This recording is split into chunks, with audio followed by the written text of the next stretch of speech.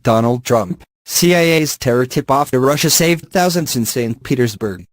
Donald Trump has claimed the plot to attack a Russian city that was foiled by U.S. agents could have killed thousands of people. In a wide-ranging speech detailing his new America First national security strategy, Mr. Trump described Russia and China as rival powers that the U.S. would attempt to form a great partnership with.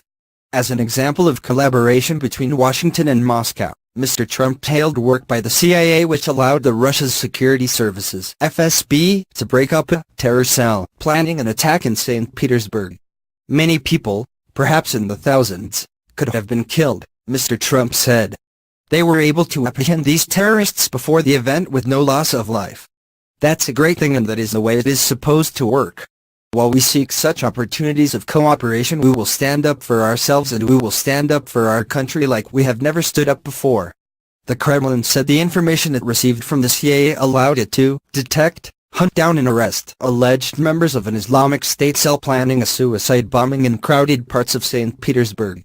A large number of explosives used to make homemade bombs, automatic rifles, munitions and extremist literature was found during the raid, it added.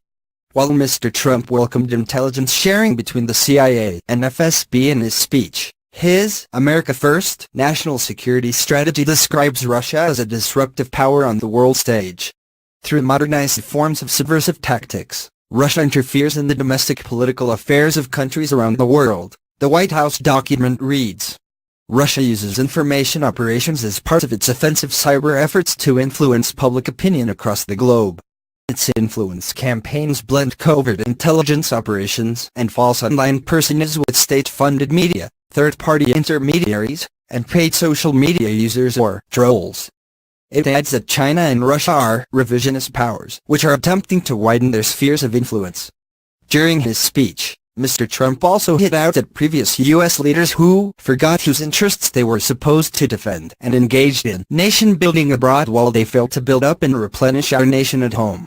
America is in the game, and America is going to win, he added.